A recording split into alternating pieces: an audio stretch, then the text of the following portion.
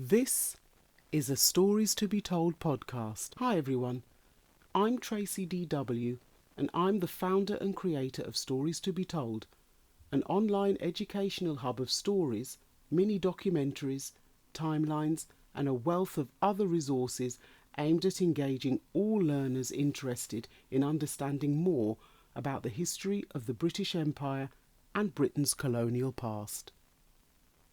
Stories to be Told is also about providing a balance of perspective on history, as what is often presented as fact always needs to be balanced with another perspective.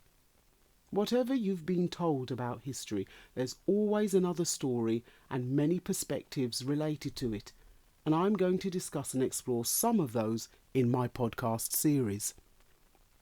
Now, my podcasts do not aim to be the ultimate or only authority on the subject or topic under discussion, but I'd like to share what I have learnt. I hope it will provide enough information to stimulate your curiosity to find out more by beginning your own learning journey about the subject and decide for yourself if history is a matter of fact or perspective. So in this podcast, I'll be exploring the historical significance and relevance of the ship HM Windrush and why it is perceived as a symbol of national pride amongst Caribbean communities across Britain, as well as being associated with much controversy. This podcast complements my story, Caribbean Wind, which is available for you to sample and buy from storiestobetold.com. Before I get into my podcast, let's just establish what I like to call the core knowledge for those of you who do not know what the HM Windrush is. On June the 22nd, 1948, a ship called HM Windrush brought around 500 people to Tilbury Docks in Essex in Britain. It has set sail on May the 24th, 1948 from the Caribbean island of Jamaica. These Jamaicans were mainly the descendants of Africans who had been transported across the Atlantic Ocean, a journey that is often called the Middle Passage, during the late 1400s to late 1700s. It should be appreciated that these 500 Caribbean people took a great risk leaving their communities in Jamaica for the prospect of a new life in Britain. These people answered an advertisement from Britain who needed to rebuild its infrastructure but lacked the labour force to do so due to its own diminished population and lack of money as a result of World War II. Because of this, Britain was forced to solve its labour shortage by recruiting peoples from other countries within its colonies. Many islands in the Caribbean were colonies ruled by Britain as well as by other European countries. Jamaica had been originally captured by Spain, but seized by England in 1655 and remained under British control, eventually becoming a crown colony of England's empire in 1865. In 1948, Jamaica was still a colony under British rule, but along with Trinidad, became the first of England's colonies in the Caribbean to become independent nations in 1962.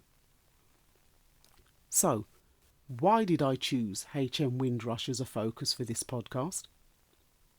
My first reason was that I wanted to explore the significance of the event and place it within a wider perspective. It is often perceived as the beginning of an era where the UK becomes more multiracial. However, other events that happened previous to 1948 had also brought Africans to England, such as those men who fought for the British Crown during the American War of Independence in the 1770s and the Battle of Trafalgar in 1805. These were enslaved Africans who were rewarded with their freedom and were allowed to settle in other English colonies such as Canada. But many came to England and established communities in ports such as Liverpool and Bristol. They entered interracial marriages, but their freedom often came with a bitter price, that of a lack of employment and the endurance of racial discrimination. Africans who resided in many of England's colonies in Africa and the Caribbean served the British Crown by working in the armed forces as service personnel during World War I and World War II. Many of these brave men and women also made the decision to remain in Britain after both wars. So, although the journey of HM Windrush is hailed as a significant event for native and British-born Caribbeans now residing in Britain, we must remember that the migration of Africans to Britain was actually a sustained process resulting from various social and political events over hundreds of years. My second reason was that I wanted to acknowledge the term Windrush and what it is being associated with in Britain's current climate. Culturally, June the 22nd has now become a national day of remembrance in the British calendar. The date is a celebration of the journey made by HM Windrush to Tilbury Docks, and many people within Britain's Caribbean communities perceive this as a recognition for their achievements and contributions to Britain's post-war social, cultural, economic and political infrastructure.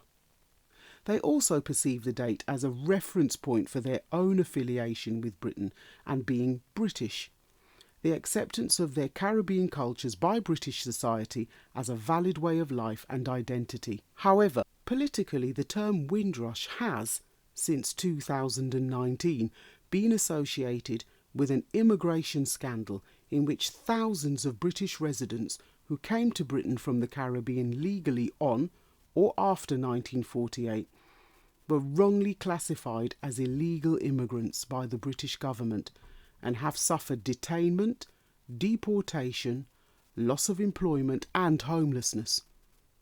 Fortunately, this controversy is being rectified by the British government, and I encourage you to embark on your own learning journey about this topic, known as the Windrush scandal. So, what do we know about the ship itself? Although it is hailed with positive connotations, it actually has a sinister past.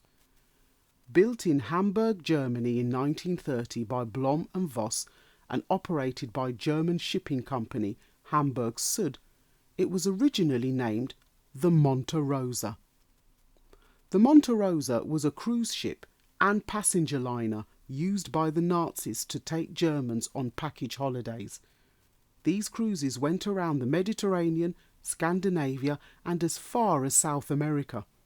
The cruises were part of a propaganda program called Strength Through Joy, promoting the rise of Adolf Hitler and Germany as a superpower. It also operated as a Navy troop ship, and in 1942 it was converted to a prison ship, bringing Jews to Hamburg, where they were forced onto wagons and transported to concentration camps. The ship was captured by the British at Kiel in 1945 and rechristened Windrush the following year in 1946. Now, let's add some context and perspective to these facts. Who was on the British throne in 1948? It was George VI, father of the current monarch Elizabeth II. He was known as Albert, and his original title was the Duke of York. This means that his elder brother, known as David, should have been the next monarch after their father King George V passed away in 1936. Albert acquired the throne due to his brother's abdication in 1936. David took the title of Edward VIII, but his reign lasted only 10 months between the 20th of January and the 11th of December 1936. He gave up the British throne because he wanted to marry the woman he loved, an American divorcee called Wallis Simpson. They married and lived in Paris as the Duke and Duchess of Windsor until his death in 1972. George VI ruled England throughout World War II and also saw his title of Emperor of India, first bestowed upon his great-grandmother Victoria, eradicated after India became an independent nation in 1947, marking the end of its status as a colony under Britain's rule.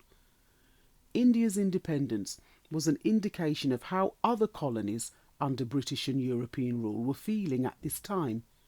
There was a growing sense of nationalism in colonies across Africa and the Caribbean who wanted self-rule.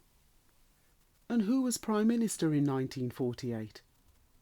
Clement Attlee, the son of a solicitor, led the Labour Party to power in 1945. This was a surprise victory over Winston Churchill's Conservative Party, who had led Britain through a successful war campaign during the previous 6 years.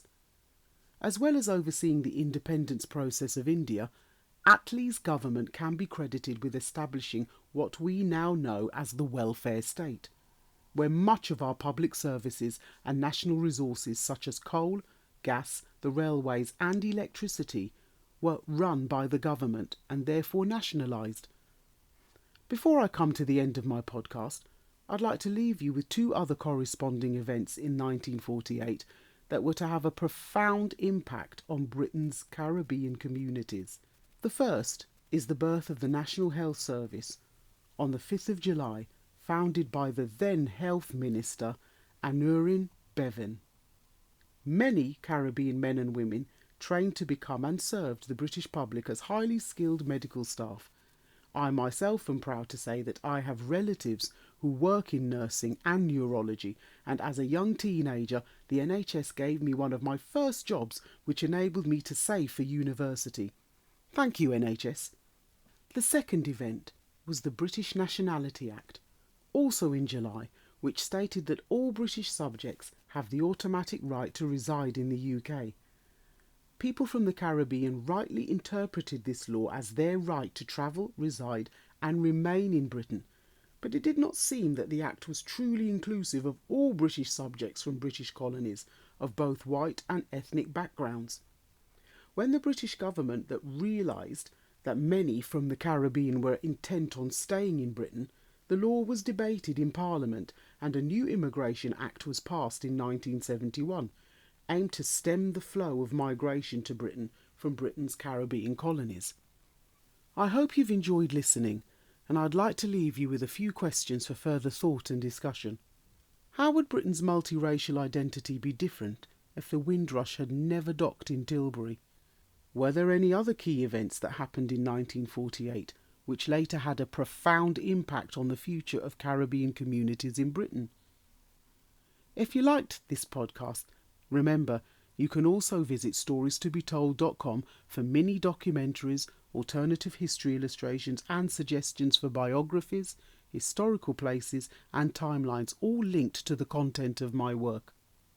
And finally, don't forget what I call the heart and soul of the Stories to be Told movement. My stories, or poetic narratives as I like to call them, called Caribbean Wind and Caribbean Rush. They're available here on my website or in both ebook and paperback formats. You can click on the audio sample on the webpage and try before you buy or decide to download. Feel free to like, follow and share me on Facebook and Instagram, where you'll be updated with events, promotional offers and future releases. It's a pleasure and privilege to share my learning journey with you in this podcast, and I encourage you to either begin or continue your own. History is a matter of fact or perspective. Thanks for listening, and see you on the next page.